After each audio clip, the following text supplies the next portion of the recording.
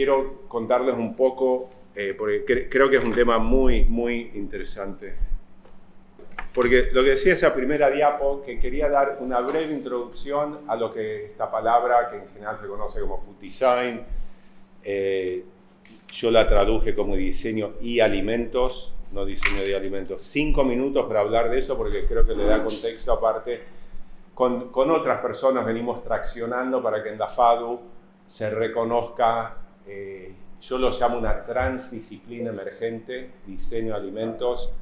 Qué cosa más, de algún modo obvio, o sea, la FADU, diseño, de hecho para mí se tiene que llamar la Facultad de Diseño, arquitectura es un tipo de diseño, o sea, hay muchas cosas heredadas que nos atraviesan y bueno, es muy difícil cambiar esos paradigmas, pero el mundo del diseño y lo alimentario, la comida, alimentos, llámenlo como quieran, food, es interesante porque sí, hay una sola palabra en inglés para eso. Nos morimos de comer hoy día. El doble de gente muere por comer mal y las enfermedades cardiovasculares, cánceres, diabetes. Nos morimos literalmente por comer mal que por hambre. Más gente muere, datos de la FAO.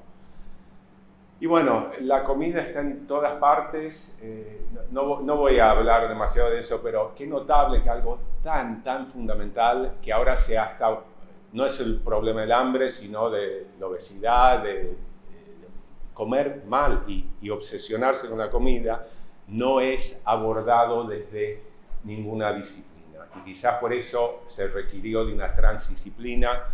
Mi manera de contar food design, es decir, el food puede venir al tablero. Los que practicamos diseño, podemos empezar a operar sobre las galletitas de espagueti, el pan, lo que sea. O sea, traemos con nuestra mirada de diseño, traemos un nuevo material a la FADU. Perfecto.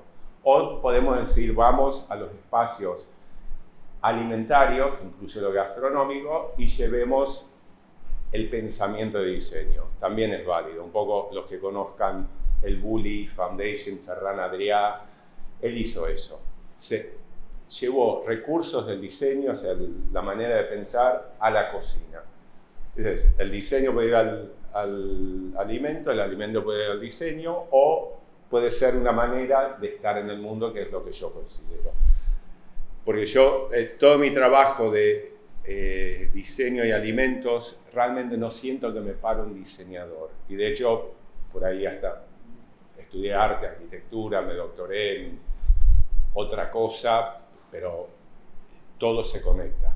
Pero no llevo la bandera que el diseño va a salvar al mundo, entonces, porque eso pasa mucho en el food design.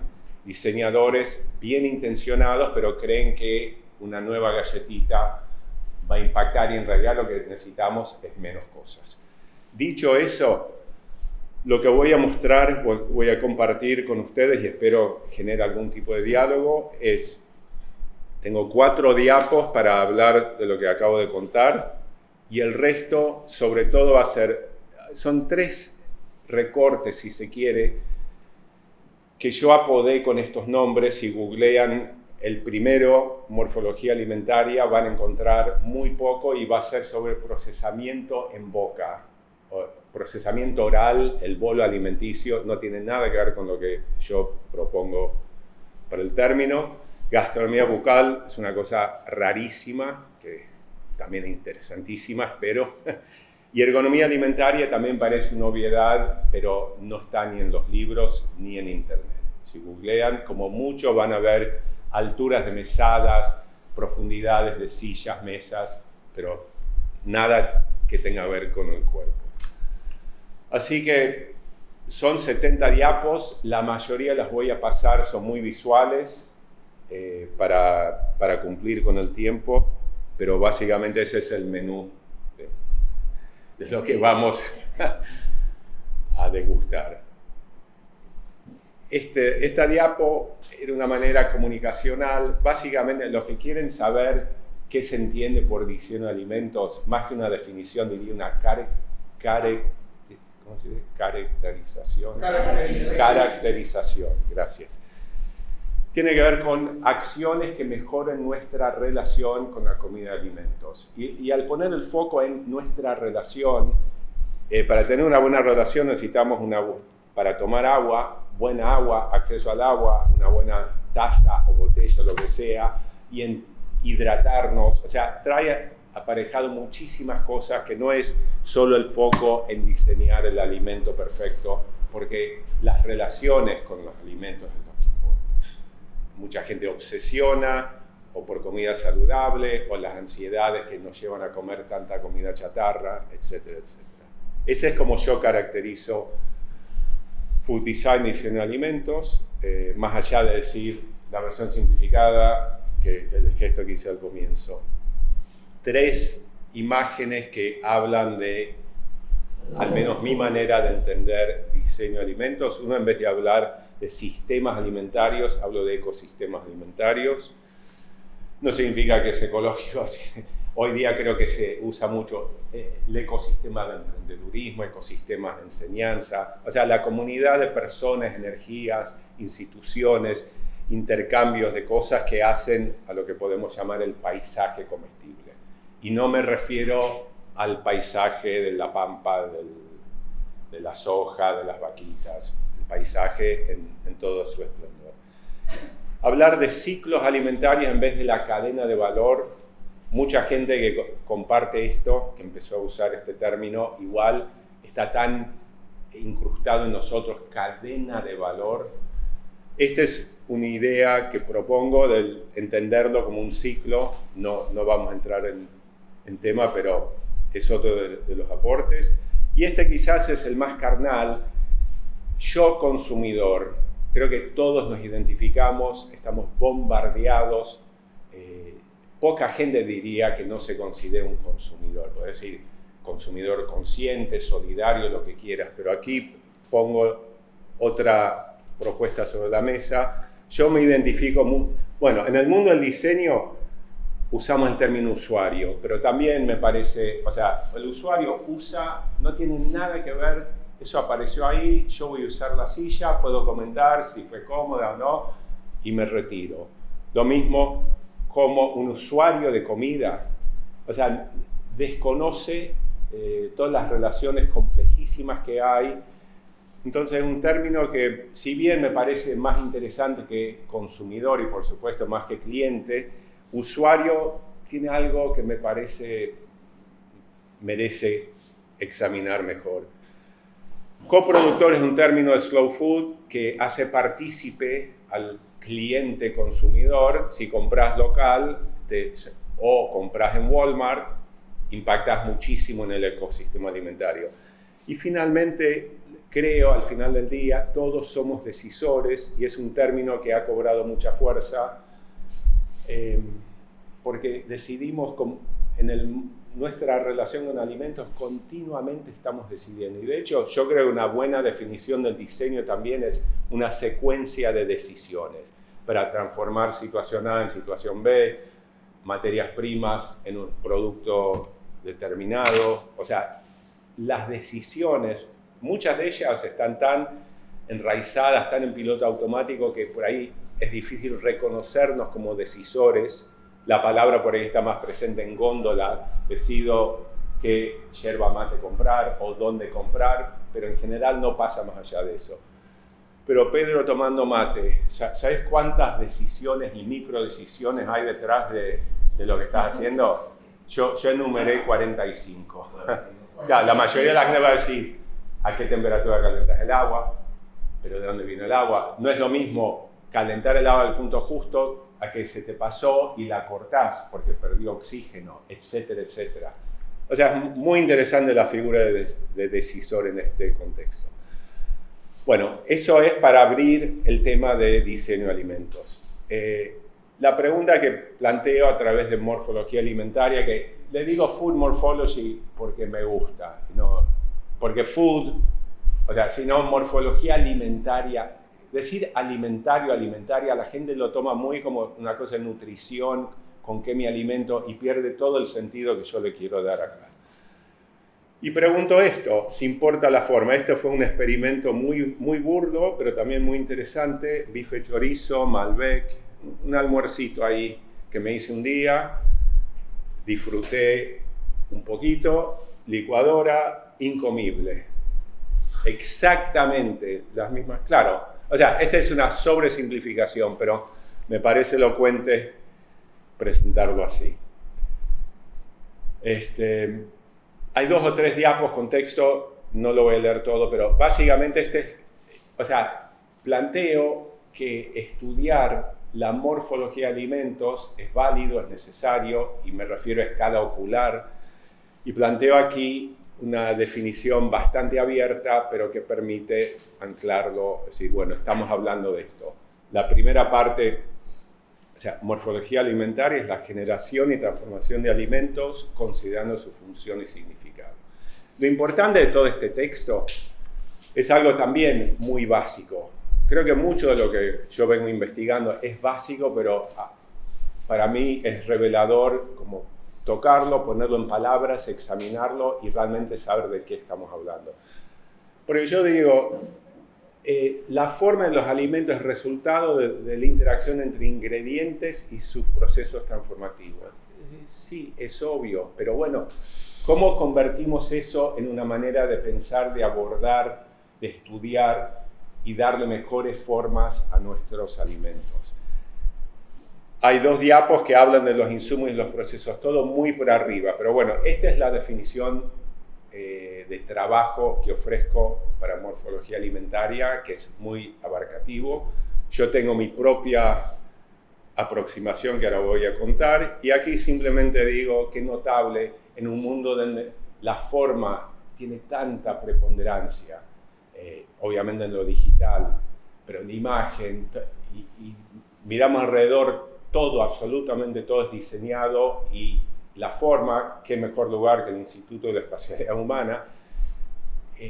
Esa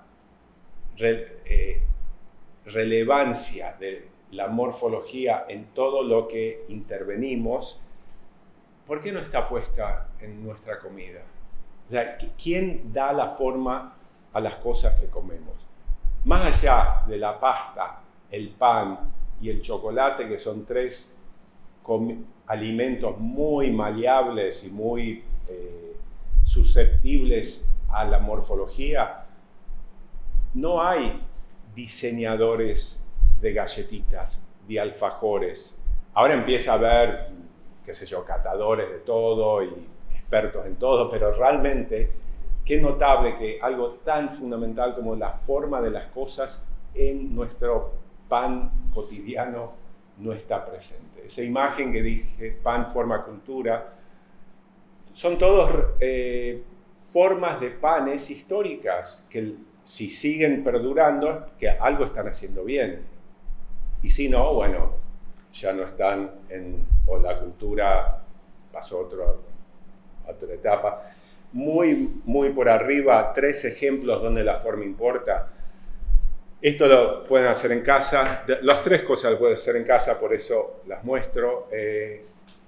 Jamón y queso, frío o tostado. Los que les gusta, nos gusta, riquísimo. Pruébenlo tejido. Es diferente en boca. Tan simple, mismo material, en vez de laminarlo, tejerlo. Es diferente la experiencia en boca. La hamburguesa, para mí, siempre buscando problemas, creo que para el diseño identificar el problema es clave antes de solucionarlo. Hay hermosas soluciones, pero ¿cuál es el problema? Para mí el problema de la hamburguesa es muy básico. La hamburguesa tradicional, sobre todo en la vía pública, donde bromatología prohíbe carne picada cruda, la hamburguesa se cocina más lento en el medio que en los bordes, por un tema de masa térmica, por un tema morfológico. Al tener más masa para calentar en el centro, tarda más. Entonces, ¿qué pasa? Para que el patty, para el Big Mac, no esté crudo en el centro, se sobrecocen los bordes. ¿Importa? ¿Es un problema? Es un problemón. Cuando hay 35 millones de hamburguesas hechas por día en comida rápida en todo el mundo. Imagínense, 5 segundos más, al poner un agujero en el medio, ahorramos 5 segundos, por ahí un poco más, pero 5 segundos multiplicado por 35 millones son horas de calor, de emisiones, de tiempo perdido. Y si nos gusta más o menos la carne, ¿por qué no puedo comer un Big Mac sin que el borde esté hecho una suela? Y esto, la manzanoide, una manzana cualquiera, le corto 2 lados, lo pego, acción capilar, no se desprende. Cuando mis hijas eran pequeñas, iban al colegio y queríamos darle la manzana. No sabíamos nunca el destino de las manzanas. A veces veíamos unos mordisquitos llenos de viruta de lápiz en la mochila. No le podés dar un chiquilín con dientes de leche de esta altura 150 gramos de pulpa de manzana con un radio de 5 centímetros. Le cortás los 2 lados y tenés tu alfajorcito de manzana, manzanoide. Estos son ejemplos de cosas que yo hago en mi casa como resultado esto y esto de la necesidad, es decir, no puede ser. Igual en casa o en la parrilla, los que comen hamburguesas, lo podés hacerlo cruda si querés, pero es un tema de salud pública. Aquí hago una comparación, no vamos a ir punto por punto, de la relación forma-estructura en la comida con su correlato arquitectónico.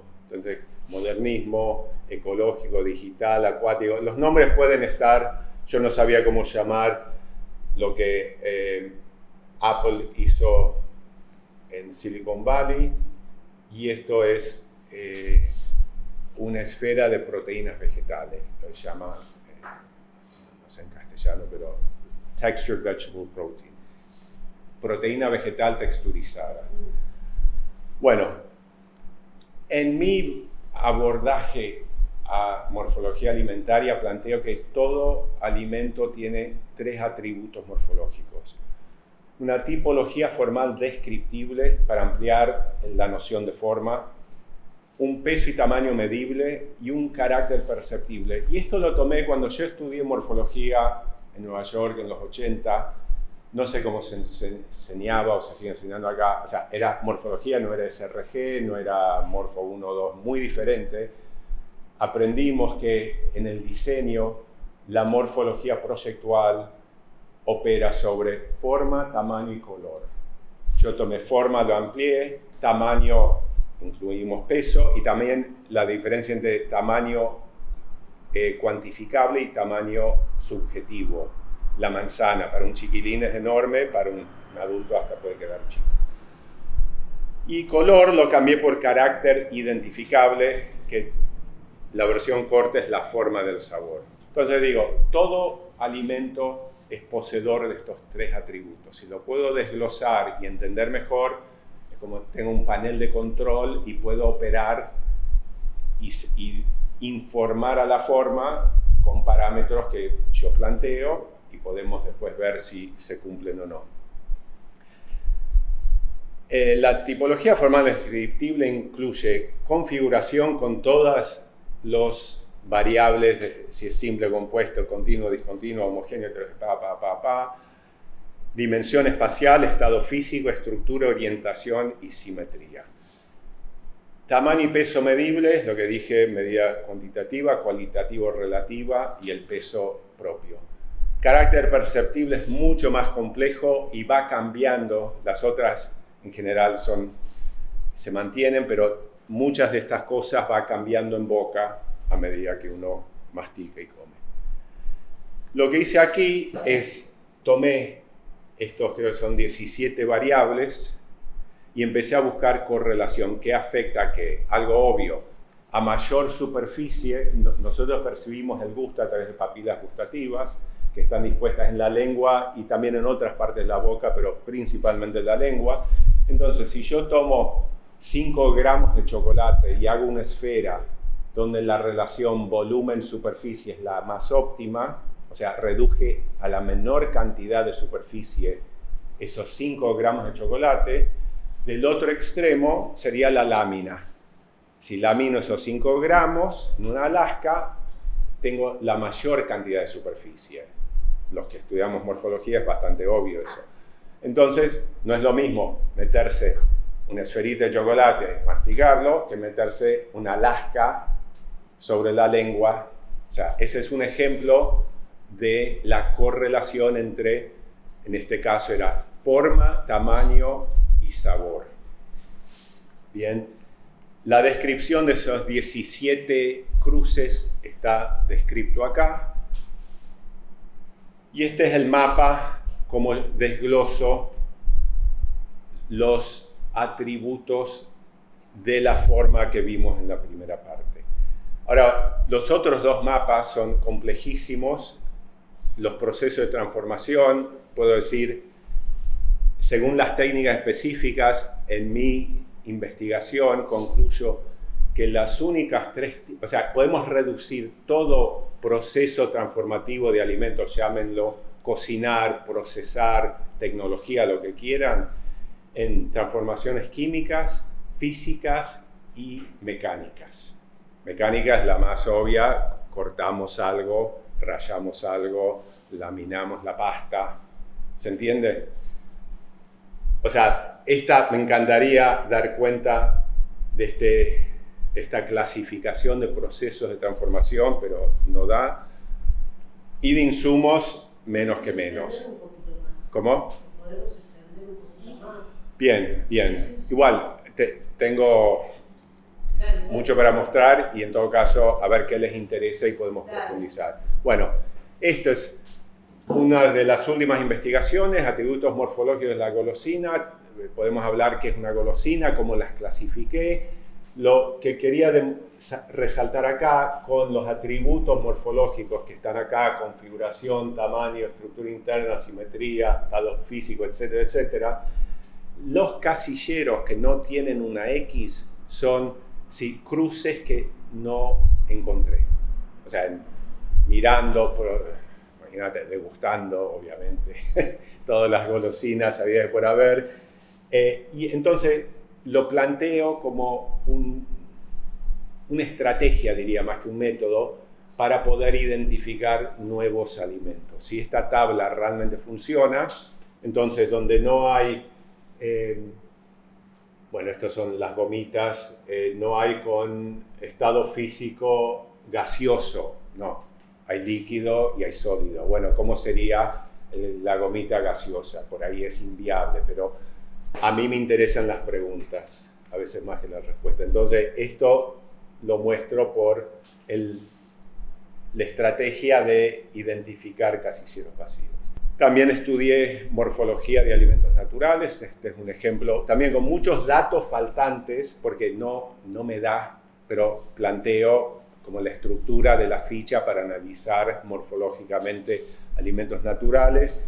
Podría abarcar estos parámetros. Un esquema, creo, visualmente un poco feo, pero carne picada, nosotros conocemos la hamburguesa. Aquí está la hamburguesa. Hecho a la plancha, podemos una versión mejorada a la parrilla, un chorizo, un pancho.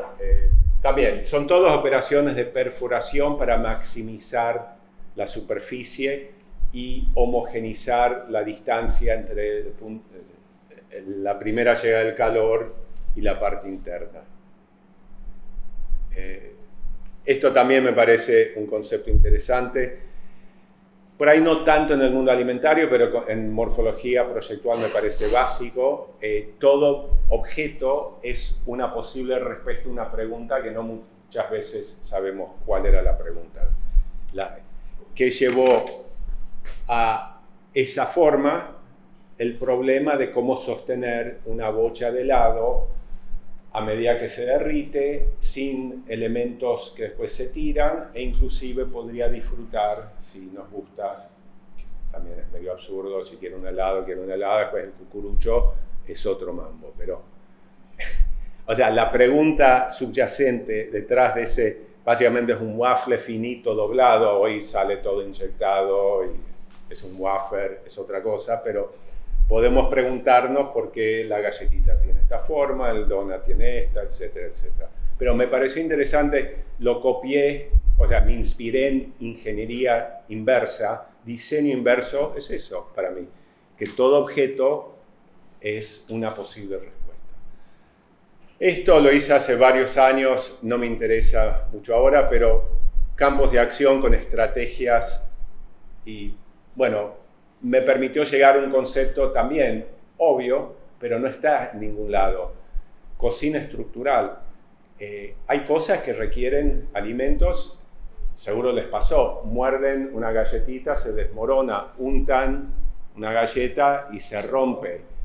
Agarran la pizza, bueno, no la de acá, pero la de Nueva York. Si no la pliegan como un origami, se desmorona. Muerden un sándwich y salen las cosas, porque si la lechuga que es resbaladiza está cerca de una salsa como mayonesa. Bueno, me pareció interesante. Si Norman Foster diseñara su torta de boda de cumpleaños, ¿cómo sería? No hemos visto muchos arquitectos de renombre diseñando comida. Bueno, esto fue Vázquez Valiente, origami fluido, en vez de origami plegado. Este es un salamín. Al poner, lo que hice, corto la rodaja, pero le doy esa vuelta de tuerca y se convierte en algo tridimensional, y en boca resulta más interesante que la cosa chata. No es mejor, peor, son exploraciones. Esto lo hice con el material de la hostia, ¿sí? Que en efecto ahora es láminas de soja, ya no es de trigo. No sé qué diría el Papa, pero aquí cuando decís, claro, entonces plegué una hoja, o sea, lo compras en muchos lugares, hojas, sobre todo de soja, de los wraps son eso, pero el material para las hostias, me dijeron que le venden a iglesias, y lo plegué, después le hice tomar un poco de chocolate, pero esto te lo metes en la boca, te lo comes. No sé cómo se dice, fibras de una pechuga de pollo, lo desmenucé y le di la forma de una chapa sinusoidal que tenía, más o menos salen chapas de pollo. Esta es una forma de hielo catenárico. El tallo de la remolacha trenzada. Estos son láminas vegetales, apenas escaldeando, creo que se dice, hojas de remolacha, de acelga, de espinaca, apenas húmedo y caliente, se prensan y empezamos a hacer, en vez de gente que no quiere comer harina, podés hacer un montón de productos con láminas vegetales. Justo la bronca por esa lámina de hostia, que era tan poco saludable, llevó a eso. Esto ya lo vimos. Este es un chicle, alimentos neumáticos. ¿Dónde hay aire en los alimentos? Estaba en una de la diapo de la comparación arquitectura-alimento. Chocolate aireado, es fantástico, o sea, justo aumenta la superficie de contacto con las papilas gustativas. Pero si nos planteamos cómo introducir el aire en la gastronomía, seguramente nos divertiríamos y llegaríamos a algunas cosas bastante interesantes. Bueno, esto no es lo mismo que esto, por ende, para mí la forma importa. Muy rápido, gastronomía bucal, esto fue el libro. Me encantó esta frasecita, así como la belleza está en el ojo de quien mira, también está en la boca de quien come. Eso es yo decisor, es me hago cargo. Pues, si yo no sé apreciar un vaso de agua, un pan, no importa ir a un mejor restaurante, o sea, hagámonos cargo porque realmente depende de nosotros. Hay cosas feas, obviamente, mal hechas, mal estado, no digo, pero planteemos que nosotros vamos a encontrar la belleza en esa comida. Hice un laboratorio de bocas, estudiando convoqué gente, hicimos algunos eventos, un registro de distintas formas de la boca. Esto plantea a qué distancia visual, olfativa y gustativa, sonora, entras en contacto con el alimento. Y esto fue el Matrix, que es zonas bucales involucradas. Esto es lo que generó el recetario en boca, que lo apodé vocatario. Entonces, si entiendo las acciones mecánicas en distintas partes de la boca, qué hace las mejillas con los molares, podés hacer un buche rápido. Y el equivalente de esa acción bucal a la acción gastronómica está acá. Entonces, con estas 3 columnas, bueno, este es un desglose de esas acciones bucales. El mapa bucal generé, creo que en el libro hay 60 recetas, estofada de carne. Es provocación, pero en realidad es real. O sea, un pedazo de charqui en una mejilla, después de que se humedece un poco, puedo meter sublingualmente un poquito de salsa de tomate y lo empiezo a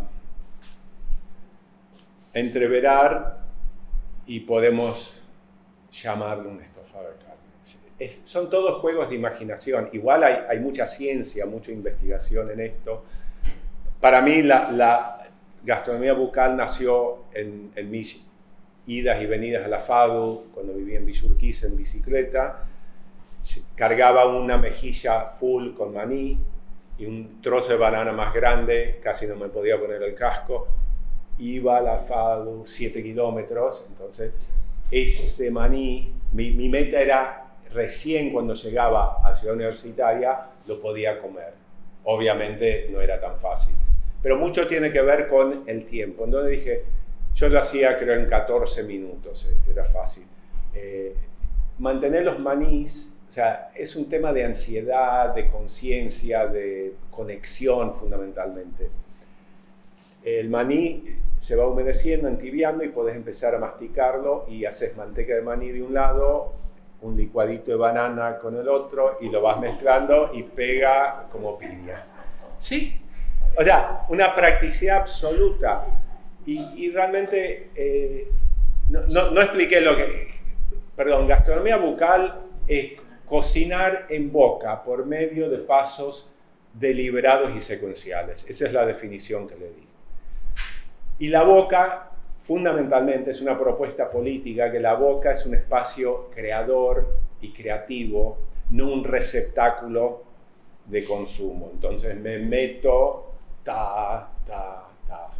y bueno, mastico, y si tengo un poco de interés o conocimiento, o hice un curso de degustación de vinos, podría decir, esto es... Pero generalmente es, qué rico, sal, grasa saturada, azúcares, son imbatibles. Entonces, esta es una propuesta de hacer más con menos, divertirnos más, conectarnos más, comer mejor, consumiendo menos. La Nutella, supongo que hay, para mí es lo más. Claro, las avellanas las compras siempre son crudas, las tostás en el momento, es tremendo la diferencia, y unas lasquitas, un chocolate, lo rallás, lo picás, y pones las avellanas un buen rato, y cuando están a punto, te metes sublingualmente muy poquito, 2-3 gramos de chocolate, y empezás a sentir la fiesta. El chocolate no está hecho para morder, está hecho para derretirse en boca. Nutella clásica, Nutella rioplatense, dulce de leche en vez de chocolate. Un cortado, granos de café, 2, 3, 10, no importa, los tenés ahí y se humedecen, es una cosa deliciosísima. En algún momento te tomás un shot de leche, fría, caliente, no importa, podés hacer un buche, gárgara y te lo tragas. O sea, no es el bully. Casi ha generado, no sé si animosidad. De hecho, esto lo digo, me olvidé de decir que Mariana, gracias al apoyo del Instituto Gigliotti, ¿no? Lo pronuncié bien, está haciendo un gran trabajo. Estamos armando el libro de morfología alimentaria. Y el Bully Lab, dicho sea de paso, se interesó mucho en gastronomía bucal, pidieron permiso para usar la investigación en boca en uno de sus libros y probablemente colaboren con el libro de Food Morphology. Gaseosa, un caramelo y un trago de soda. Y el matecito. O sea, mucho de esto hay historia ancestral, o sea, en el altiplano las hojas de coca, en la India las semillas, pero como sistematizarlo y ponerlo a disposición de gente común, no una élite, no una cosa étnica.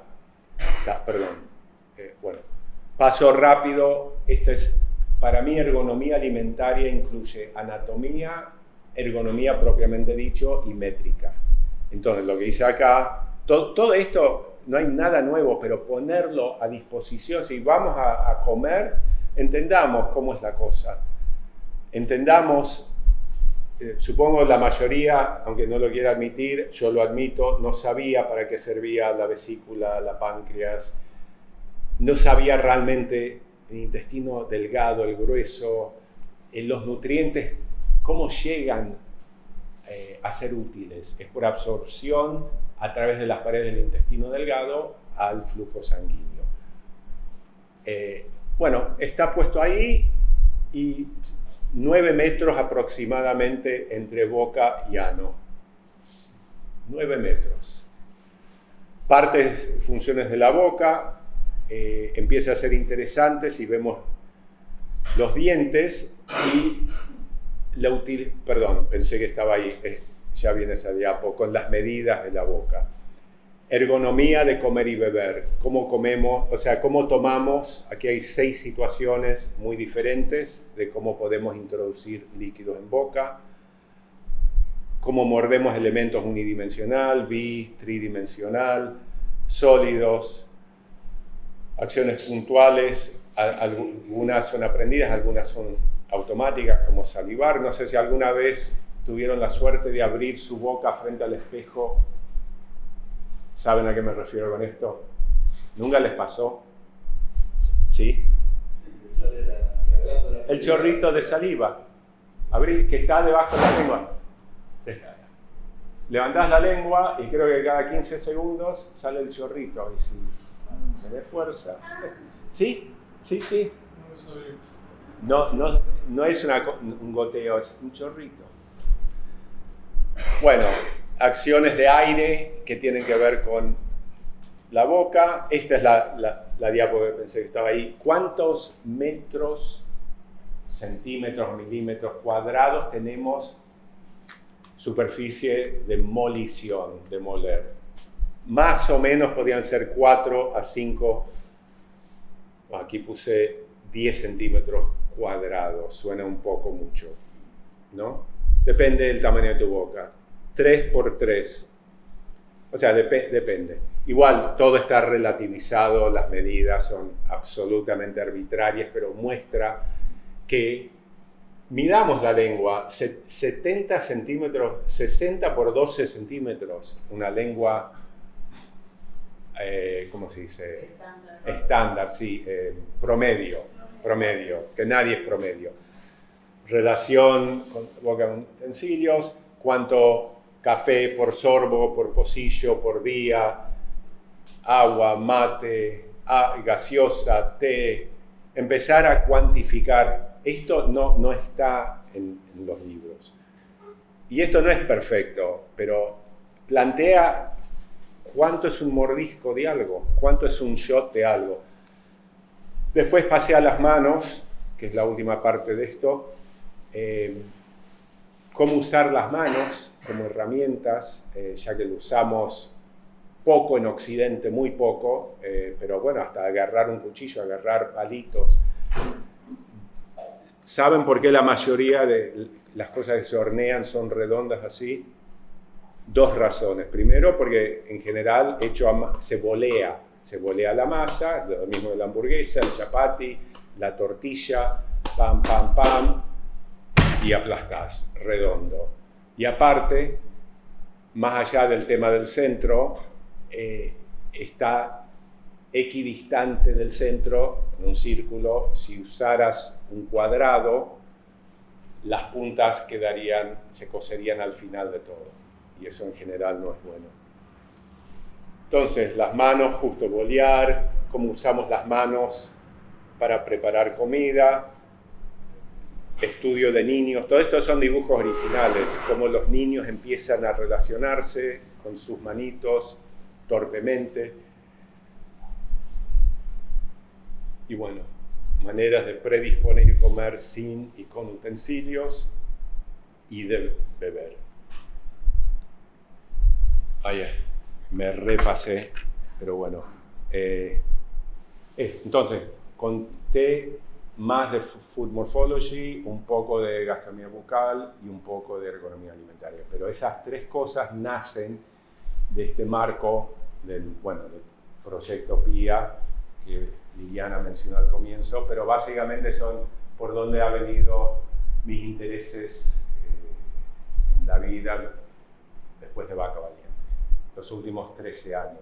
Armamos esa red, mucha gente en la Red Latinoamericana de Diseño de Alimentos, con sede en Montevideo. Cada año tenemos un encuentro en otro país.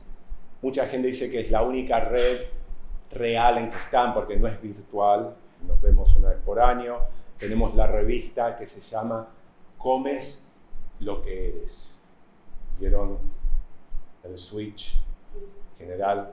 Porque uno come en función de lo que sabe, cree, desea. También somos lo que comemos, somos resultado de eso, pero primero comemos lo que somos. Entonces, si estamos conscientes, si estamos alineados, vamos a comer muy diferente. Esta es la lengua empanizada. Esta es una receta de gastronomía bucal. La lengua empanizada con un tomate y un pepinillo. Ya, ¿sí? Pruébenlo. Tomen pan rallado, ponen así y pónganse, no sé, un poquito de ketchup, lo que tengan ganas. Y pasan cosas en boca.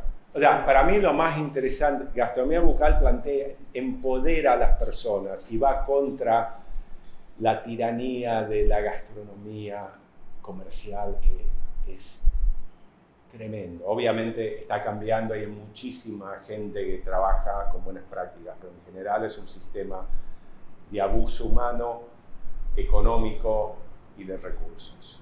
Para que ese plato esté así, el 70% se tiró. Y no sé quiénes han estado en cocina, pero es una cultura, las estrellas Michelin, esto es como el anti-Michelin. Tú puedes, con un poco de maní y banana, haces una fiesta. Si no, todo está puesto en el afuera. Si no puedo garpar esa comida en el restaurante de moda de Palermo, me estoy perdiendo algo. No creo. Si no sabes masticar. La receta más simple de gastronomía bucal se llama agua larga. Te pones la mayor cantidad de agua que soportás en tu boca. Ahí el cálculo es, podés, la boca promedia, 170 mililitros caben en la boca. Poné pero eso es con la boca así, no podés. Poné 50 mililitros y trata de mantenerla 10 minutos, 15, 20. ¿Qué va a pasar si realmente lo mantienen? El agua se va a volver más viscosa, porque se va mezclando con la saliva. Y te propones, aquí camino hasta el auto que está ahí, no tragar, y tengo el agua. O sea, son casi meditaciones. Pero nada, va todo en esa dirección. Gracias por dejarme pasarme un poco. Este proyecto de investigación, que se denomina intersecciones y estratificaciones del habitar. Es un entre la morfología arquitectónica y urbana, sobre todo pensando la ciudad de Buenos Aires en el presente y hacia el futuro. Y más o menos desde hace 6-7 años en los cursos de morfología urbana venimos realizando experiencias sobre líneas, avenidas, calles peatonales, y lo que empezó a aparecer es este dilema de la cantidad de contradicciones y cruces que tiene la ciudad, en particular Buenos Aires, y de ahí amanece la palabra encrucijadas. Y entre todas esas cuestiones nos fuimos chequeando y utilizando como metodología el paradigma indiciario de Carlo Ginzburg, que es salir a la calle, buscar rastros, huellas, señales, encontrar relatos de personas, inclusive de alguna manera construir cada uno de esos relatos como elementos de la investigación y cómo la forma de la ciudad tiene más que ver con las prácticas sociales que con las decisiones de los arquitectos y urbanistas. Pero sí hay otras prácticas que contradicen nuestro oficio y no sé, conocí la obra de una poeta brasileña que se llama Marina Colasanti, que escribe un poema que dice: lo sé, pero no debería. Y entonces ella lo que hace en la década del 70 empieza como a armar una crónica urbana respecto de cómo va interpretando y viviendo la ciudad. Y lo que pudimos hacer como empatía fue que hay infinitos discursos sobre la ciudad, hay infinitos recortes sobre la ciudad y sobre todo de Buenos Aires, ¿no? Que es una ciudad muy estudiada, muy pensada, pero cuando uno habita esa ciudad se encuentra con una serie de dificultades grandes, ¿no? Ahí está. Y ahí aparece esta cuestión de esta primera encrucijada, que es: todos sabemos determinadas cosas, y como dice Marina Colasanti, lo sé, pero no debería. ¿No? Y esto me gustó como para hacer una síntesis entre lo que sería una crónica urbana, que es una manera de relatar este proyecto, porque el proyecto tiene como distintas dimensiones, ¿no? Hay cosas como más cientificistas, otras de acumular datos, otras que tienen que ver con interpretar y construir esos datos en función de los objetivos del proyecto y de una cierta metodología que se va cumpliendo en determinados plazos. Entonces la crónica me permitía abordar esta Buenos Aires que tendría sentido hoy en este relato, y que yo le puse crónica de una Buenos Aires privatizada, barrada. Entonces, primero voy a explicar qué es una crónica urbana desde mi perspectiva. Esto lo aprendí en un grupo interdisciplinario con Verónica Paiva, que ella trabajaba el tema de las crónicas mientras construía las categorías de los cartoneros, y ahí me pareció que esto utilizado con otra estrategia también podía servir. Entonces la crónica urbana es un tipo de escrito que surge, y yo voy a decir acá, la encrucijada entre el sujeto que observa y la ciudad que acontece. En ella un cronista, ese testigo móvil del espacio público, focaliza su mirada en una acción puntual protagonizada por un individuo o un pequeño grupo de habitantes, en algún punto de esta trama urbana.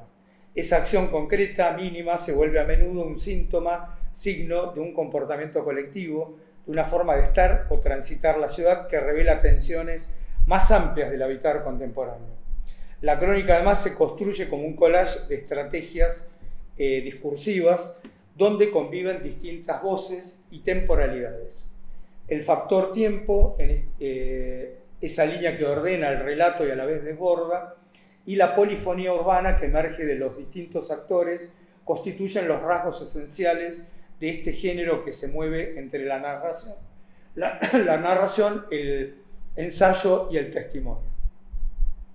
Entonces, claramente, digamos, el paradigma indiciario, que es lo que usamos de Carlo Ginzburg, que recomiendo para las investigaciones que tienen que ver con el proyecto, conecta con esta dimensión que es como complementaria al paradigma galileano cientificista, que pasa por las cantidades, las generalizaciones, pensar el objeto de la ciencia como un objeto que tiene determinadas metodologías para poder ser abordado y construir un conocimiento de eso.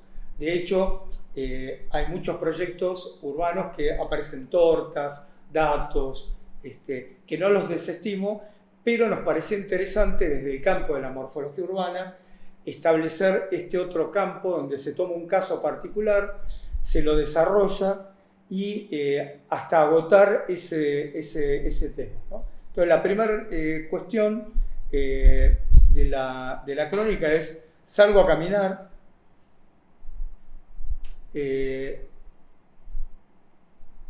sin destino, por la ciudad barrada. La categoría barrada es una categoría del psicoanálisis, es una ciudad que hay como una serie de cuestiones que están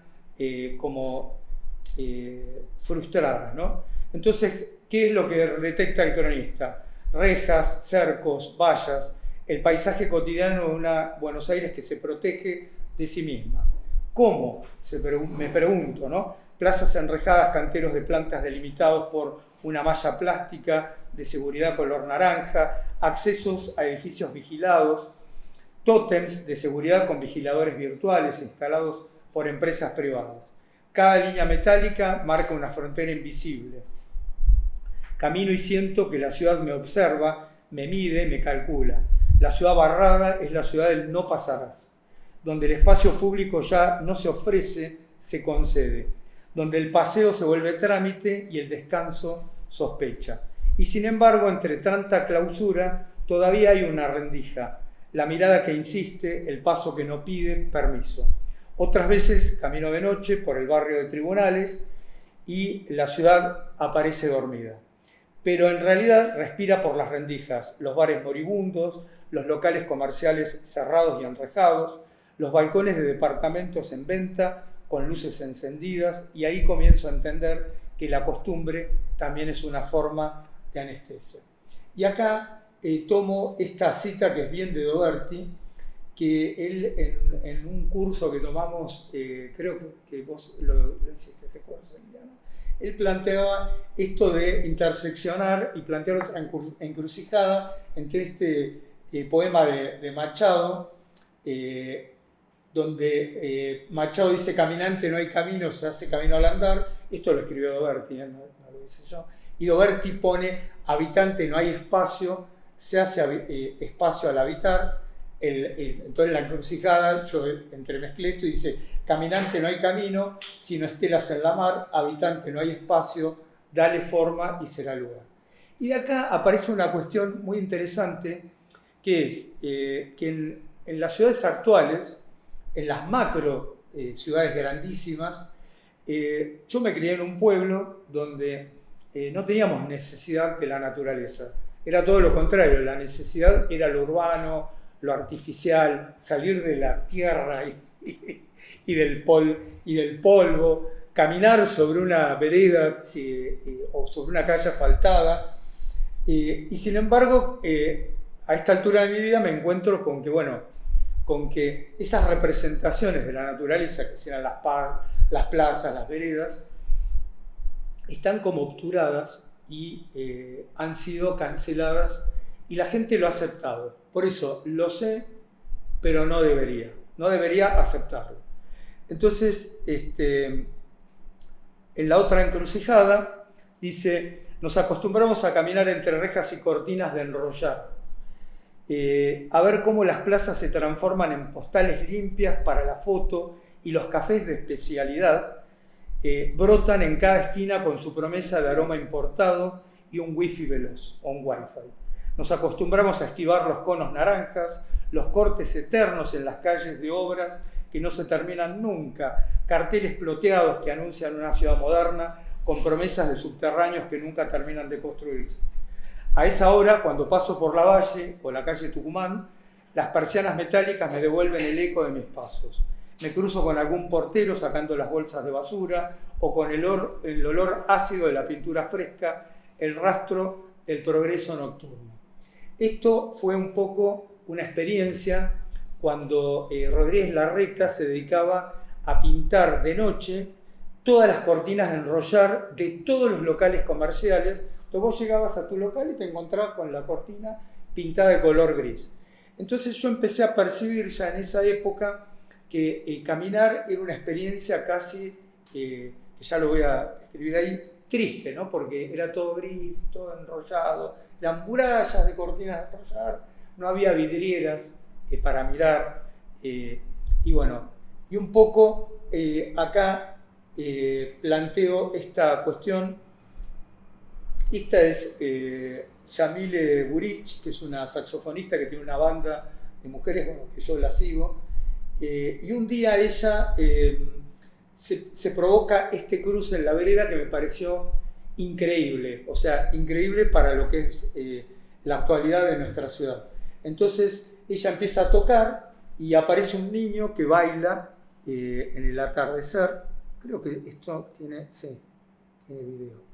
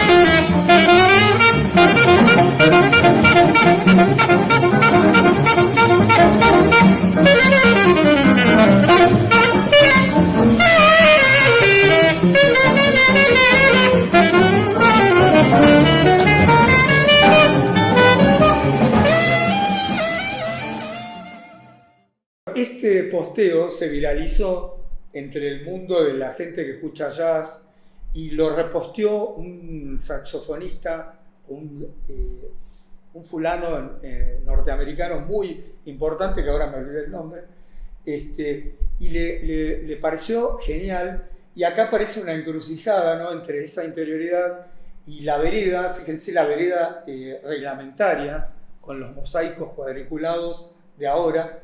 Y esta escena que me pareció como casi imposible de pensar, ¿no?, pero que sucedió.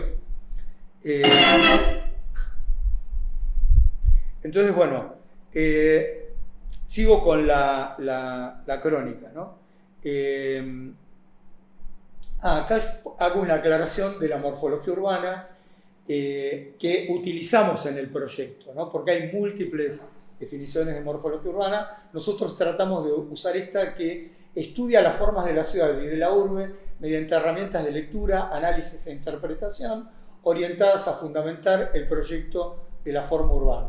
Concebir la ciudad como un campo problemático implica reconocer que no hay forma sin mundo, ni mundo sin forma, y acá otra vez citando a Doberti, las configuraciones urbanas son expresión material de las prácticas sociales donde cada espacio condensa memorias del pasado, enunciaciones del presente y proyecciones del futuro.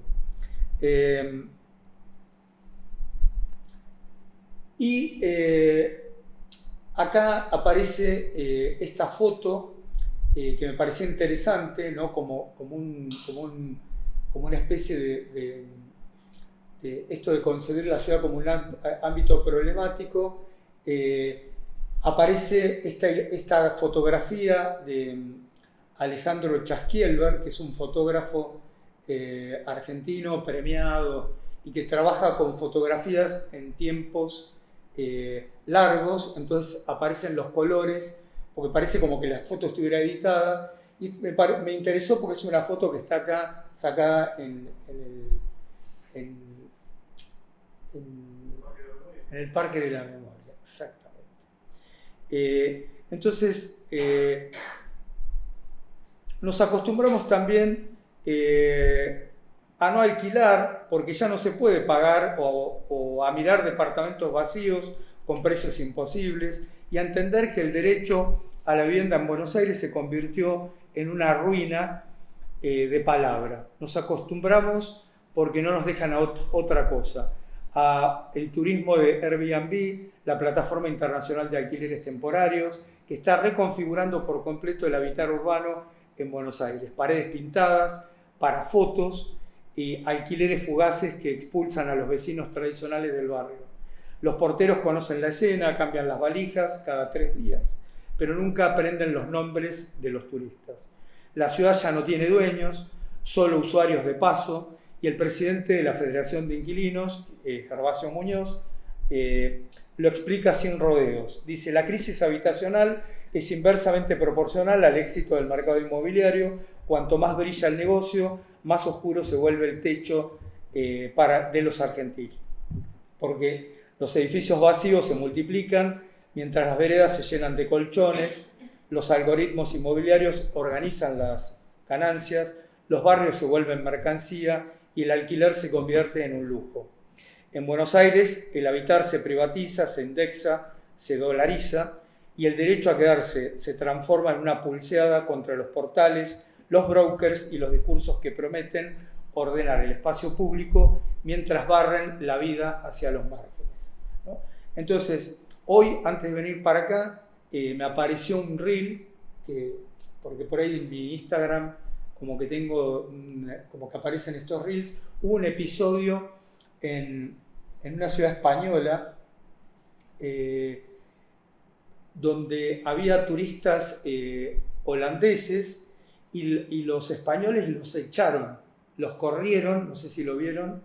Es impresionante, hubo una pelea entre habitantes de un barrio antiguo y los turistas dinamarqueses, porque no es que estás hablando de turistas raros, turistas dinamarqueses que estaban ahí pero que molestaban y usurpaban la ciudad. Por lo tanto, esta actividad turística, digamos que pareciera como que me llamaba la atención, porque cuando vivía en Mar del Plata, los marplatenses, cuando las temporadas eran buenas, odian también a los turistas porque se sienten invadidos, porque viven en una ciudad que se transforma en una urbe.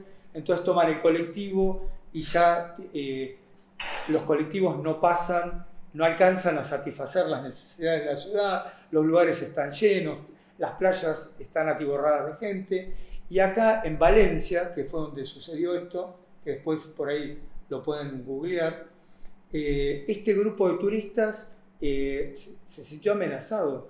Y eran como 20 dinamarqueses que habían alquilado vía Airbnb. Y claro, ellos llegan y ocupan esa ciudad. Y las ciudades, yo calculo que como en Buenos Aires, todo está vedado y no hay nada donde uno se pueda sentir acobijado o apropiado, ¿no? Bueno, acá está el tema del paradigma indiciario. Estas son ahí enunciadas. En el 2018 estudiamos la relación de la calle de la avenida Pueyrredón entre la Plaza Miserere y Plaza Francia, ¿no? Entonces eran muy interesantes estos trabajos porque tenían dos bordes bien distintos, ¿no? Una cosa era estar en Plaza Francia y otra en la Plaza Miserere, que eran dos caracterizaciones muy fuertes y muy interesantes, y a la vez las dos muy porteñas. Después, en el año 19, estudiamos la avenida Callao, del Congreso hasta la bajada de Callao, donde está el Museo de Arquitectura, y nos encontramos, ahí empezamos a tomar conciencia, además que hay unas bajadas, ¿no? Donde se ve la pendiente que tenía antes el río. Después estudiamos la calle Florida en el 2020 y después empezamos a trabajar a raíz de una iniciativa de la Cátedra de Werri. Rubén Gramón presenta en un congreso de SEMA un proyecto que hacen sobre la Recoba, y ahí se nos ocurrió decir, bueno, ¿por qué no estudiamos la Recoba? Y nos dimos cuenta que la Recoba era como una especie de borde urbano, como se ve en la línea violeta, y que además toma como la curva del antiguo borde de Buenos Aires. Entonces, esa cantidad de estudios, algunos duraron 2 años, otros duraron 1 año, nos permitió empezar a construir como una especie de constelación de situaciones porteñas respecto de la calle, la avenida, la calle peatonal, la calle con recovas, y empezamos como a construir una pequeña teoría de la ciudad y del urbano, ¿no?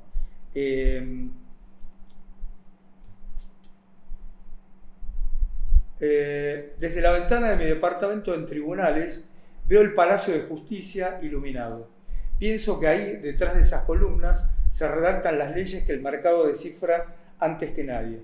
Pienso también que el neoliberalismo no sueña, trabaja mientras la ciudad no duerme, privatiza cuando no miramos, nos vende el cielo en cuotas, el verde por metro cuadrado y la sombra del árbol como un lujo de baja densidad. Sabemos, pero no debemos acostumbrarnos, a vivir tras las vallas del orden urbano. Nos repiten espacios cuidados, ciudad inteligente, recuperación del espacio público. Pero debajo del eslogan, el cemento crece como una fiebre. Habitar se vuelve mercancía y el ciudadano cliente. Nos acostumbramos a mirar sin ver, a aceptar que una reja es seguridad, que una cámara es tranquilidad, que un árbol iluminado con LEDs es belleza. Así, cada gesto cotidiano se transforma en una transacción. La ciudad deja de sentirse hogar y se reduce a cifras, donde manda la hoja de cálculo y no el cuerpo que la recorre. Caminando por Tribunales, mientras el eco de mis pasos se mezcla con el ruido distante del tránsito, entiendo que estos cierres nocturnos no son solo físicos, son morales y son políticos. Cierran parques a las 20 horas, desalojan a los que vienen en las calles, a los que viven en las calles, limpian las plazas de cuerpos incómodos, las cortinas de enrollar bajan y con ellas las voces. La noche, que alguna vez fue el reverso poético del día, hoy se vuelve sospechosa. Pero el neoliberalismo le tiene miedo a la noche porque desconfía de la mirada lateral, de la conversación sin ticket, del encuentro sin consumo. Paul Virilio, el urbanista francés, hablaba de la ciudad contemporánea como un dispositivo defensivo obsesionado por la seguridad. Y Buenos Aires es un ejemplo palpable de ello. Cada cortina de enrollar bajada y cada reja cerrada son ladrillos de una fortaleza urbana que paradójicamente termina siendo más inseguro al espacio. Durante el día, las aperturas aparentes se venden como innovación, corredores verdes, parques lineales, plazas públicas que requieren tarjeta, una nueva transparencia. Sin embargo, las delata la transparencia del vidrio blindado. Todo se ve, pero nada se toca. Y acá, en esta encrucijada, aparece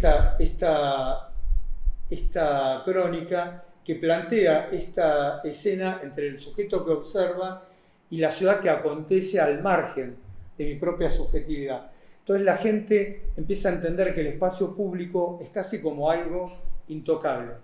No puedo usarlo, tengo que ir a tal hora, no tiro un papel.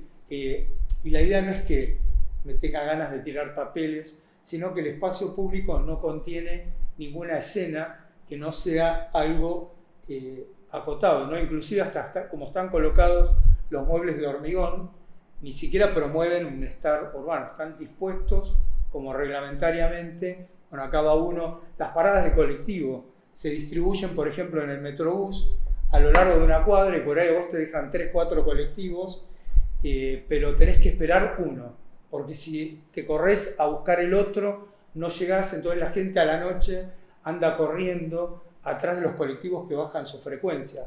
El subterráneo está cerrado.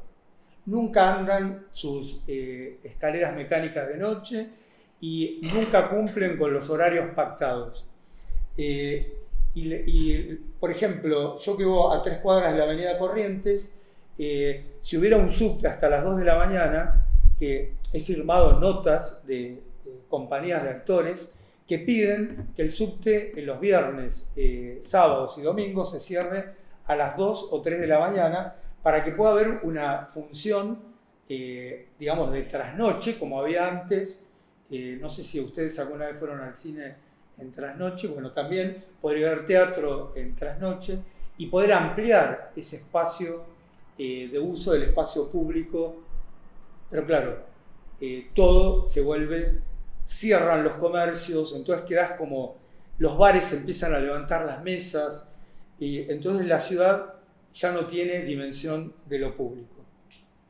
Sé que nos terminamos acostumbrando a eso, ¿no? Y nos parece correcto, ordenado, seguro, ¿no? Porque dirán, claro, entonces a mí, yo hay veces que hago comentarios y me dicen, ¿qué querés, ir a tomar un café a las 2 de la mañana? Sí. Yo cuando tenía 18, 20, 25, 30 años, los bares estaban abiertos toda la noche. Y cuando venía a Buenos Aires, la avenida Santa Fe era impresionante y había concursos de vidrieras. Y la gente salía a caminar para mirar, y no eran cortinas de enrollar tipo 11. Ahora Buenos Aires es 11. Era una cosa triste, oscura, donde habría que reglamentar esto de otra manera.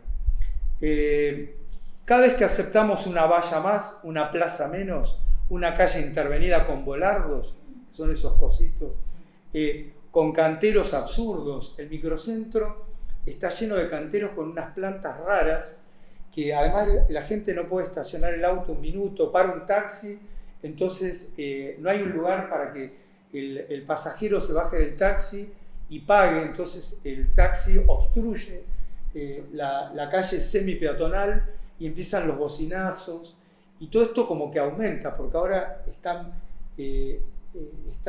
privatizando la calle Tucumán, la calle Piamonte, ya no se puede andar, está todo vallado, y la obra puede llegar a durar un año, por ejemplo.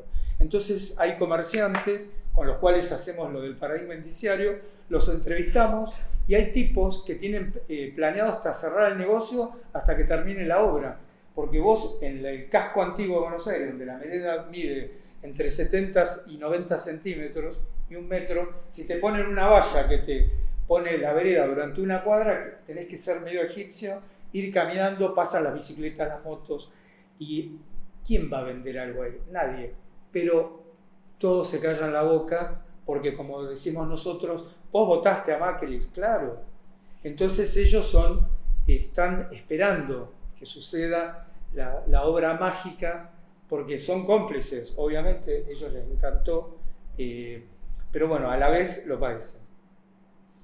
Y, por ejemplo, ven, esta es una escena, que es lo que describo, pero que acá está colorida, ¿no? Porque después hay gente que se dedica a pintar un poco, porque esto, si no, termina siendo toda la ciudad así. Entonces, ahí comenzamos a entender que la costumbre es también una forma de anestesia. Por eso nos gustaba el poema de lo sé, pero no debería. Dice, y quizás, mientras tanto, por ejemplo, el jefe de gobierno actual porteño nos explica que, fíjense los objetivos, ¿no?, que tienen. Dicen, venimos reforzando los sistemas de limpieza en zonas críticas, porque hay mucha gente en situación de calle que revuelve mal la basura, que desordena, y eso le genera una dificultad a ustedes que quieren disfrutar y transitar por el espacio público. Y la pregunta que nos hacemos es ¿cuál? ¿Cuál es el espacio público? No existe. Está el espacio real, pero esto no tiene nada de público. Ordenamos el espacio público para que y entonces continúa, ¿no? Dice, entonces fíjense lo que es el espacio público para estos 20 años de liberalismo. Dice, el espacio público ya no es de todos, sino de los que pueden disfrutarlo. O sea que además te aclaran como diciendo, vos querés usar el espacio público, no es tuyo. Y agrega sin disimulo, dice, ordenamos el espacio público para que cada uno pueda trabajar lo mejor posible y progresar. Y poder vivir en un país donde el que cumple las reglas tiene premio y no el pícaro, el prepotente, el que ocupa. Entonces, mientras tanto, ves escenas de gente durmiendo en esquinas, colchones, cajeros automáticos. No sé si lo vivieron esto, por ahí es una sensación mía, pero creo que el neoliberalismo disfraza de civismo y orden, pero su verdadero rostro es la moral del desalojo. Bajo la lógica del progreso se limpia la ciudad de los que sobran, se reprime la pobreza con pintura gris, se invisibilizan los cuerpos que duermen en los portales. La noche se clausura literal y simbólicamente. Los parques se cierran, las luces blancas ciegan. Los bancos de hormigón se llenan de pinchos. Está de moda ahora ponerle unos pinchos para que vos no te puedas acostar en el banco de hormigón, sino que quede solamente como lugar para apoyar el traste, ¿no? Dice, Buenos Aires se vuelve una ciudad que teme al cuerpo sin ticket, que expulsa a quien no produce. Es la ciudad del ver sin tocar, del habitar vigilado, del estar permitido solo si no molestás. La transparencia de los vidrios blinda la desigualdad. Y por ejemplo, una cosa que hemos observado es que hay dos tipos de carteles públicos. Hay carteles tipo mural, que no tienen una trama que se usaba antes en las losas, y ahora hay carteles de publicidad que tienen todo un marco con un candado y tienen una trama que impide que la gente pueda intervenir la publicidad o arrancar el cartel, porque muchas veces es la única estrategia, ¿no? Es decir, salís a la calle y por ahí, no sé, está intervenido el cartel. Tenemos una foto de esa, pero no la traje. Pero fíjense cómo hasta la publicidad tiene esa cuestión. Y ya para terminar, dice, en esta crónica, ¿no? Dice,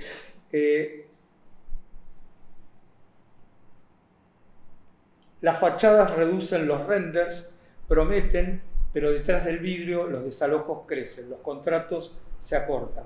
Buenos Aires crece hacia arriba, pero se deshabita por dentro. Sin embargo, esto es como un mensaje un poco esperanzador, hay pliegues donde resiste el habitar. En los márgenes, en las villas, en los pasillos, en las terrazas tomadas, en los talleres cooperativos, en los barrios donde la vida no se mide en rendimiento, sino en presencia, donde aún se planta una flor en el cemento y se comparte un mate sin código QR. Sé que nos acostumbramos, pero no debíamos, porque cada vez que aceptamos una reja más, una plaza menos, una excusa del orden, perdemos un poco de ciudad y un poco de alma. Y tal vez el gesto más primordial hoy, más político que cualquier consigna, sea abrir la ventana en tribunales y dejar entrar el aire sucio, mirar el cielo sin permiso y recordar que habitar no es obedecer, es permanecer, resistir y cuidar lo común. Bueno, ahí con eso y por terminada esta exposición. Gracias. Bueno, lo que voy a hacer es repasar muy rápidamente, voy a tirar un pantallazo de lo que venimos investigando con mi equipo, que está muy relacionado con lo que hacemos en la cátedra.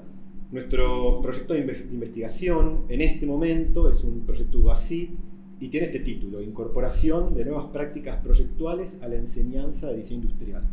Hay una especie de subtítulo que es Estrategias didácticas para el diseño de productos con biomateriales, y esto lo venimos arrastrando ya de hace varios años. Yo creo que desde hace un año, un poco más, que los biomateriales ya no son el eje de nuestro proyecto de investigación. Consideramos como hemos completado esa etapa y ahora sí estamos muy abiertos a otros tipos de proyectos que resultan representativos de nuevas prácticas proyectuales, ¿sí?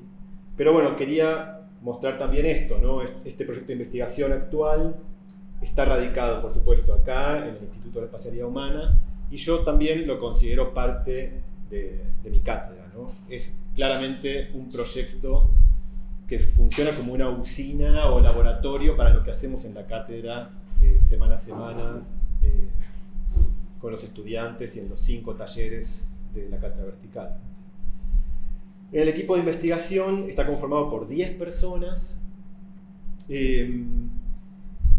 Bueno, justo el otro día que tuvimos una reunión acá donde se originó la propuesta de estos encuentros, yo un poco, el único comentario que hice fue una confesión de que todos los que estamos investigando permanentemente estamos pensando en dejar de investigar y listo, ¿no? Porque es bastante arduo dedicarse a todo esto.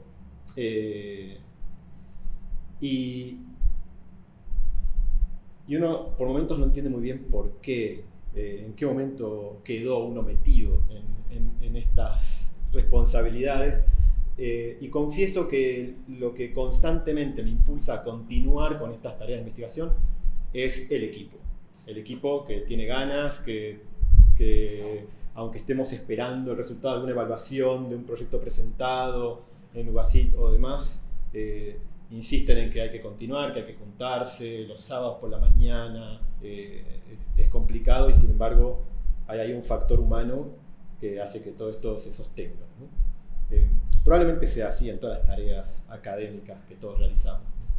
Pero bueno, nuestro equipo son en su gran parte docentes actuales de la cátedra, otros ex docentes que ya no están acá en la FADU, incluso tenemos una integrante que vive en Australia, por eso la banderita, pero participa desde allá con 10 horas de diferencia. Bueno, para empezar a contar lo que nosotros estamos investigando, traje acá el libro de verdad que se ve en la pantalla. Yo creo que es como, esto para mí representa la chispa que inició este proyecto de investigación y muchas miradas que tenemos en la enseñanza desde la cátedra de diseño industrial. Este es un libro que en el año 2011, cuando yo trabajaba en el Centro Metropolitano de Diseño, yo estaba un poco a cargo de un área de generación de contenidos y la revista del Centro Metropolitano, la conferencia internacional y demás.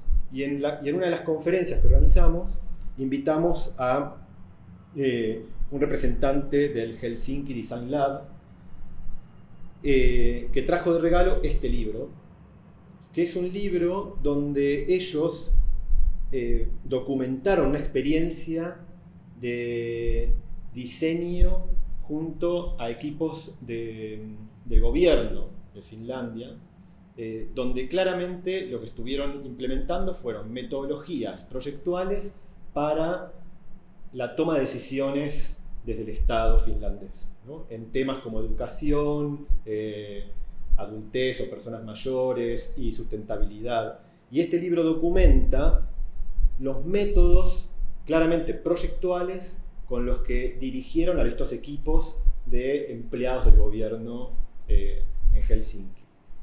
Es un libro que, bueno, yo lo recibí como un regalo maravilloso y cuando lo fui leyendo me pareció que, bueno, por supuesto que terminó de confirmar una idea que yo hacía mucho tiempo tenía, y era que los diseñadores se tienen que meter en el Estado y formar parte del quehacer político real de un país como el nuestro, sobre todo, por la manera de pensar, sobre todo, de los diseñadores y arquitectos, ¿no? Creo que hay un caso muy interesante que es el de Jaime Lerner en Curitiba, que fue alcalde durante varios periodos consecutivos y produjo cambios muy notables en la ciudad. Jaime Lerner, arquitecto, ¿no? Pero además el libro es realmente un gran ejemplo metodológico, porque incluso el índice tiene, digamos, uno accede al índice del libro y en la solapa trasera, al desplegarla, aparecen como alternativas de formas de recorrer el libro, con lo cual es como un metamétodo de un libro que cuenta métodos, ¿no? Todo esto a mí me resultó maravilloso y al año siguiente, yo no era todavía titular en la cátedra de diseño, pero sí hice una propuesta de un ejercicio muy experimental en ese momento, estamos hablando del 2012-2013, un ejercicio que consistió en lo que llamamos diseño de políticas públicas. Es decir, les dimos a los estudiantes sistemas de conflictos de nuestra sociedad, comunidad, para que los resolvieran como si fueran equipos de gobierno. Ahí no había diseño de productos, simplemente diseño de soluciones a través del reordenamiento de acciones, o podríamos llamar casi que coreografías sobre la población, ¿no? Entonces se abordaron temáticas como, por ejemplo, soluciones para la gestión de trámites estatales para analfabetos, ¿no? Es un analfabeto que tiene que ir a, no sé, renovar el registro de conducir. Bueno, ¿cómo hace para realizar ese trámite si no puede leer ni escribir? Entonces, los estudiantes abordaron esos temas pensando en soluciones, no a través de objetos, que es a lo que nos asocian los diseños industriales, no a través de objetos, sino a través de prácticamente, como decía, coreografías, diseño estratégico, diseño de experiencias, prácticamente muy cercano esto al diseño de servicios, ¿no? En este caso es una lámina que representa un proyecto donde se trabajó en cómo es el sistema de asistencia médica a los niños en las escuelas y demás. A lo largo de todo este proyecto, en las aulas, la sensación fue del descubrimiento de las posibilidades del diseño industrial más allá del diseño de los objetos, como encontrándonos con nuevos escenarios para nuestra disciplina, ¿no? Un poco en paralelo con esto, muestro este pequeño artículo que escribió María Sánchez en una de las revistas IF, que también es la revista del Centro Metropolitano de Diseño, donde ella caracteriza las distintas expansiones de las disciplinas proyectuales, sobre todo el diseño industrial y el diseño gráfico, donde se describen distintos modos del diseño estos últimos años, ¿no? Como el diseño participativo, diseño de proceso, diseño de servicio, diseño estratégico, diseño sustentable, diseño universal, diseño, en fin, hay muchas maneras nuevas de nombrar el diseño. Y todo este enfoque del diseño en expansión a mí me resulta muy atractivo. Dicho todo esto, vieron que en las películas se suele decir que un buen guión a los 20 minutos de la película es el momento donde la película tiene que suceder algo que después va a marcar cómo continúa la película entera. Bueno, estos serían los 20 minutos de mi presentación de hoy, ¿sí? Esta es una idea en la cual se estructura la manera en la que enseñamos diseño en la cátedra que yo dirijo y que está absolutamente enraizado con el proyecto de investigación UBASIT que yo dirijo acá en la facultad. Lo que quiero decir es que el diseño industrial es una disciplina en expansión, claramente, sobre todo en las últimas 2-3 décadas. Lo que nosotros enseñamos hoy ya no tiene mucho que ver con lo que yo estudié, por ejemplo, en la década del 90, en esta misma facultad. Y si pensáramos en el diseño industrial como una especie de átomo, y pudiéramos decir, bueno, ¿cuál es el núcleo de esta célula disciplinar? Para mí, claramente, el núcleo del diseño industrial hoy ya no es el objeto, ya no es una silla. Ya no es ni siquiera, como se decía en un momento, el diseño industrial aplica al diseño desde un tenedor hasta el diseño de un avión. Digamos, en esta especie de glóbulo, célula disciplinar, para mí la esencia, el núcleo, no está en el centro, sino que está en los bordes. Esta disciplina se mueve, sus bordes se mueven. Esta disciplina se expande, se contrae, abarca cada año que pasa el diseño industrial, abarca más nuevos escenarios, nuevos desafíos. En estos últimos años hemos estado viendo proyectos que abordan el diseño para la industria del videojuego, diseño de productos para el metaverso, diseño de materiales, diseño de biomateriales, biodesign, food design, diseño para los sentidos, diseño de políticas públicas, diseño de servicios, diseño de experiencias. Han aparecido un montón de nuevas formas de entender el diseño industrial, con lo cual es una disciplina en movimiento, con sus bordes en movimiento. Y yo creo que este movimiento es nuestra esencia. No es una característica menor, es la esencia de nuestra disciplina, tal vez del diseño gráfico también, tal vez de todas las disciplinas proyectuales. Casi podríamos decir, como metáfora de esto, que si el diseño fuera un país, su capital no es una ciudad, sino que su capital es toda su frontera. Nuestra esencia está en nuestros bordes. Y me parece que entender esta idea nos permite abordar el diseño de muchas formas muy interesantes, ¿no? Entonces, nuestro proyecto de investigación se basa en esto, porque lo que estamos investigando consiste básicamente en entender cómo tienen que ser los procesos proyectuales para estos nuevos escenarios que se abordan ahora en el diseño industrial. Claramente, para diseñar políticas públicas, el proceso proyectual no es el mismo que el tradicional para diseñar una silla, ¿no? Entonces, en eso estamos investigando. Si tuviéramos que plantear una hipótesis, sería realmente esa, ¿no? El proceso proyectual no puede ser el mismo que para los proyectos tradicionales. Ahora, en este proyecto de investigación, si bien nos interesa comprender cómo se diseñan estos nuevos desafíos, cómo se abordan estos nuevos escenarios, lo que más nos interesa no solamente es entender cómo son estos nuevos métodos, estos nuevos procesos proyectuales, sino cómo los podemos incorporar al taller de diseño industrial. Esta es realmente la búsqueda del proyecto de investigación, mantener actualizada la formación de los estudiantes de hoy, que tal vez tengan su pico más alto de desarrollo profesional dentro de 20 años. Entonces, ¿cómo va a ser el diseño industrial dentro de 20 años? Si ya hoy se expande y cambia tanto en meses, ¿no? El proyecto, por supuesto, dialoga con la cátedra, ¿no? La cátedra tiene 5 talleres, estos son todos los docentes de la cátedra, distribuidos en los talleres. Yo estoy como a la cabeza del desarrollo de todas las materias, junto con profesores adjuntos, y entre el proyecto de investigación y los talleres hay un diálogo constante. Realmente el proyecto de investigación funciona como un laboratorio de experimentación proyectual que se aplica en los talleres para el aprendizaje concreto, ¿no? Y por supuesto lo que sucede en los talleres realimenta también al proyecto de investigación.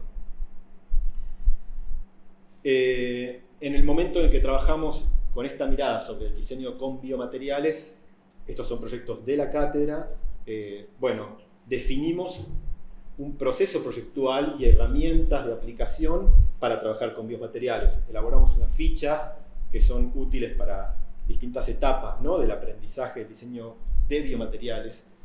Hay que entender que en el proyecto de diseño de biomateriales lo más interesante es el diseño del biomaterial, no tanto de la aplicación del biomaterial en un producto, sino que los estudiantes de pronto se encuentran en sus casas cocinando materiales. Y es muy interesante entender que cocinar un material es diseñar. Hay un proceso proyectual donde bueno, son necesarias estas fichas para nosotros que permiten corroborar distintas cosas y buscar alternativas y hacer testeos del material que se está diseñando, y atravesando distintas etapas. No estoy contando detalles de esto porque sería muy largo, pero realmente hemos trabajado y hemos escrito también artículos para hacer una transferencia de estas metodologías sobre el diseño de biomateriales, que finalmente, bueno, por supuesto en nuestros procesos proyectuales siempre existen etapas reflexivas acerca de, bueno, qué es lo que se ha aprendido a través del proyecto. Finalmente también trabajamos en la aplicación, ¿no?, de los biomateriales diseñados, en algunos casos con productos muy sencillos como lámparas, y otras veces hemos también concluido estos proyectos con diseños de mosaicos y piezas que parecen, bueno, por lo menos más desafiantes en términos de lo que se puede construir, ¿no? Pero bueno, también en la cátedra lo que voy a hacer es mostrar muy rápidamente imágenes de proyectos que hacemos en la cátedra que considero representan esta mirada del diseño de expansión, abordando proyectos que representan nuevos desafíos para el diseño industrial, ¿sí? Nosotros venimos trabajando ya desde hace 6 años con la empresa INVAP, que está en Bariloche. Creo que todos conocen INVAP, es la empresa donde se diseñan y se fabrican satélites, por ejemplo. Y venimos haciendo proyectos, bueno, de ingeniería muy complejas, donde aparecen nuevas tecnologías que realmente representan incluso nuevos desafíos proyectuales. que requieren como de nuevos métodos, con una interacción muy interesante con ingenieros aeronáuticos, con ingenieros nucleares que forman parte de la empresa. También algo que es recurrente en la cátedra es el abordaje de nuevos hábitos para el diseño de productos que resuelvan esos hábitos o incluso los legitimen. Muchas veces hay nuevos hábitos que no tienen un producto diseñado que de alguna manera venga a legitimar esa nueva cultura. El diseño de la espacialidad es algo que ya no se puede evitar en el diseño industrial. Incluso hemos trabajado en el diseño de lo que llamamos estaciones nómadas, o sea, productos gigantes donde uno se mete, digamos, como una espacialidad casi arquitectónica, en general vinculando mucho el proyecto con el contexto urbano, con lo cual hay una mirada de distintas escalas sobre lo que se diseña. También, bueno, como contaba antes, en algún momento hemos hecho diseño de videojuegos, y esto nos obligó a entender cuál es el proceso proyectual de la programación de videojuegos, donde aparecen sorpresas para nosotros, como por ejemplo, en los primeros pasos es importante hacer un trabajo en diseño de las dinámicas, y el diseño de los objetos del videojuego son casi de los últimos elementos en ser abordados. Hay muchos proyectos que tienen que ver con inclusión en distintos temas. Esto que ven son juguetes sexuales inclusivos porque están pensados para personas que tienen discapacidades motrices. Entonces, bueno, estos productos vienen a resolver las posibilidades de estas prácticas para esas personas. Hemos trabajado, por supuesto, en diseño de experiencias. Esto es todo un sistema que durante todo un año diseñaron un equipo de estudiantes en torno a soluciones en aplicaciones para personas con problemas de sordera que tienen que hacer trámites en bancos. Hay proyectos de carácter muy cultural como este, que tiene que ver con el acercamiento a la cultura del tango a los ciudadanos en el centro de la ciudad. Entonces se trata de unas intervenciones multimediales en el subte, en las líneas que pasan por debajo del obelisco. Bueno, como mi doctorado tenía que ver con el diseño sonoro y justamente con cómo incorporar el sonido a la carrera de diseño industrial, el sonido en nuestra carrera viene un poco ignorado, entonces también hemos trabajado mucho en el diseño sonoro de los productos. Acá lo que ven son estudiantes representando sonidos gráficamente, y este es un pequeño ejemplo de un trabajo de rediseño sonoro de unas tazas, digamos, cuáles son los sonidos que produce realmente un producto durante su uso. También hemos trabajado con el diseño táctil. Estas son maquetas de un ejercicio que hicimos donde la entrega de estas maquetas debía venir entre unas cajas con un agujero, entonces uno no podía ver las maquetas, simplemente había que meter la mano y tocar, porque acá lo que realmente importaba era la propuesta táctil del diseño. Hemos trabajado en diseño de sabores. Esto es un TP de diseño de chocolates, pero acá no importaba tanto la forma del chocolate, sino el sabor del chocolate. Los estudiantes fabricaron sus chocolates y la entrega la evaluamos comiendo lo que trajeron los chicos, y realmente ellos trabajaron en el diseño de sabores, ¿no? Que también implica un proceso proyectual particular, ¿no? Y muestro esta imagen que me parece interesante, porque es un proyecto súper morfológico de estudiantes del último año que en algún momento diseñaron un proceso. Ya no importa tanto el objeto, que incluso lo pueden ver, está colgado en la pecera del tercer piso. Acá lo que hicieron fue desarrollar todo un sistema de parametrización de códigos para generar figuras que resultan todas como un poco descendientes de un fruto de un árbol, pero facetadas y muy complejas. Entonces, a través de distintos parámetros que se ingresan en una matriz que ellos diseñaron, se pueden obtener toda la información necesaria para mandar a cortar cada una de las caras del monstruo este gigante, y también para imprimir en 3D, con una impresora 3D, las piecitas de unión que tienen un ángulo especial para cada una de las uniones, ¿no? Bueno, diseño de materiales, en este caso no son biomateriales, sino que son materiales reutilizados. Estos son un proyecto de unas chicas del último año que estuvieron todo un año entero desarrollando un material que es como una placa de aglomerado, pero en base a descartes textiles.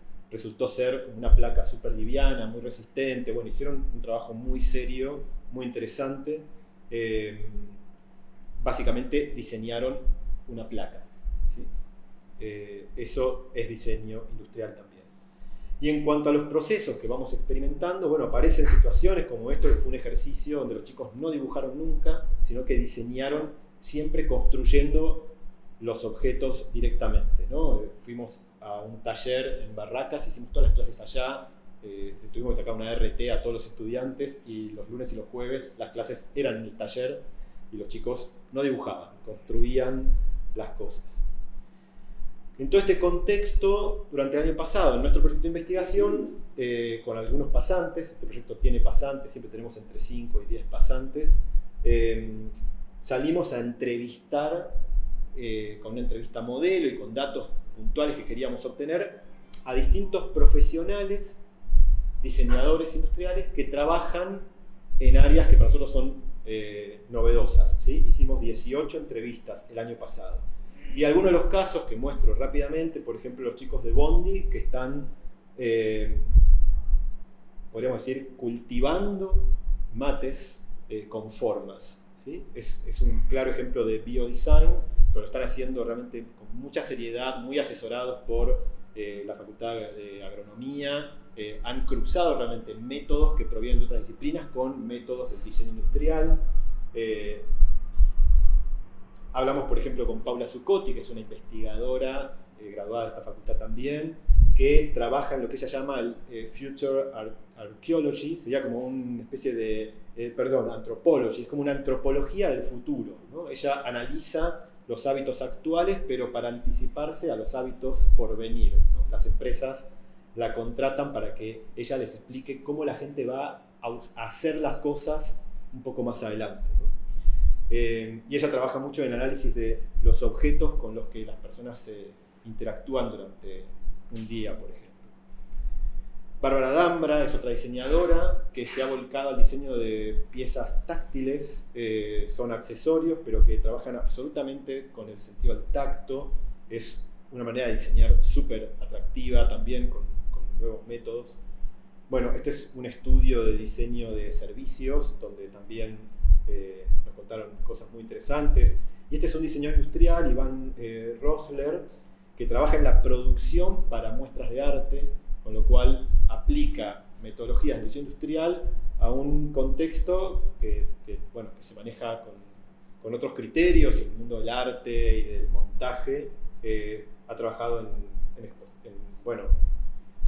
exposiciones súper desafiantes por su producción.